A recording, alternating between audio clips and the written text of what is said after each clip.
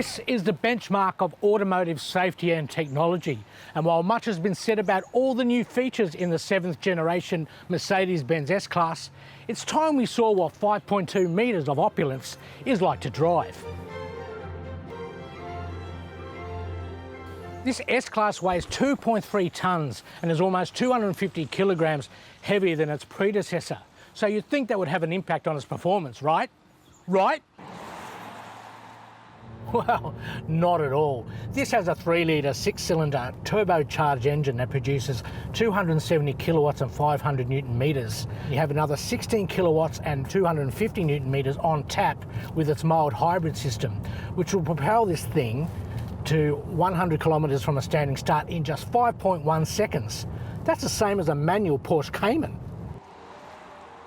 So you're probably thinking, okay, with that sort of performance and that weight, the petrol bill must be even worse than the loan repayments. But actually, this thing only has an 8.4 litre per 100 kilometre combined fuel consumption, which really is better than some small SUVs. And while the engine does really well to move its incredible heft, the body and chassis does an amazing job containing it. The body itself is an aluminium hybrid, of which 50% is aluminium.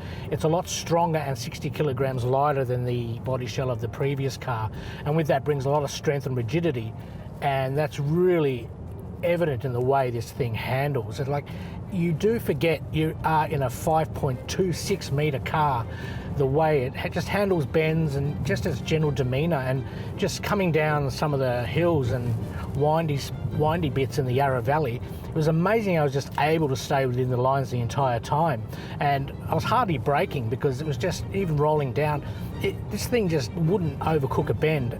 So, you know, look, maybe I've been driving too many SUVs. And as you expect in an S-Class, the ride is sublime. It's got adaptive air dampers which change to different driving conditions. And even in Sport Plus, you know, you feel the suspension firm up a bit, but it is not at all hard. It doesn't think it's a hot hatch or anything. And in all three modes, it sort of has this sort of gliding feeling. It's a bit floaty, but not bouncy and out of control at all. It's comfortable. It's like driving on pillows. I was lucky enough to start my working day by being chauffeured in the back of this thing, and you know, as you'd expect, the back seats are incredibly plush and the ride is just sublime. It was just so smooth. And look, you know, it's probably one of those cars where in some ways it's going to be more fun to be a passenger than a driver, but I don't know, that now I've driven it, it's not really the case at all. You're not short of comfort up the front here anyway. The seats are just sublime. These ones have this sort of dynamic package, and when you turn the wheel, you can feel the bolstering squeeze it in to contain you in the seat, even at sort of slower turns. And I just find if you get the right seating position like this, you've got this nice velour sort of head pillow, you can just sort of sit there, and the only things you're going to move are your arms, your eyes, and your right foot. It's almost like driving from being in bed. This video is all about how it drives. We really can't go past the whole infotainment system here with the MBUX, with this big 12.8-inch vertical orientated screen that seems to sort of float over the dashboard and come down into the console.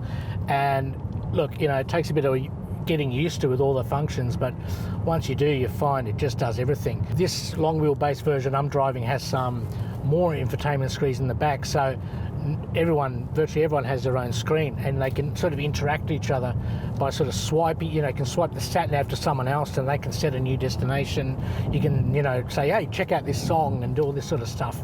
Then there's a 12.3-inch driver display, which is 3D, which is quite incredible. It works with eye tracking, so, you know, as you move your head, the picture sort of, you know, has this 3D effect that moves with you. So, but it is amazing. You've got the sort of satellite navigation screen, you've got the active safety display, all that sort of stuff is on this screen. Looks really good.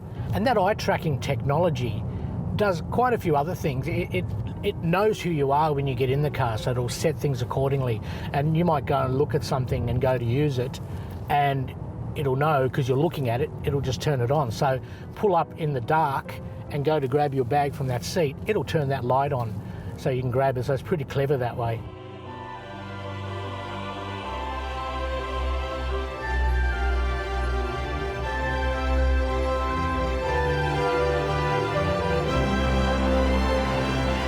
This is a lot of car, even for $250,000.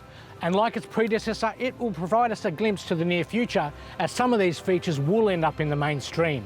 But even then, it's going to be very hard to match the S-Class as a total luxurious package.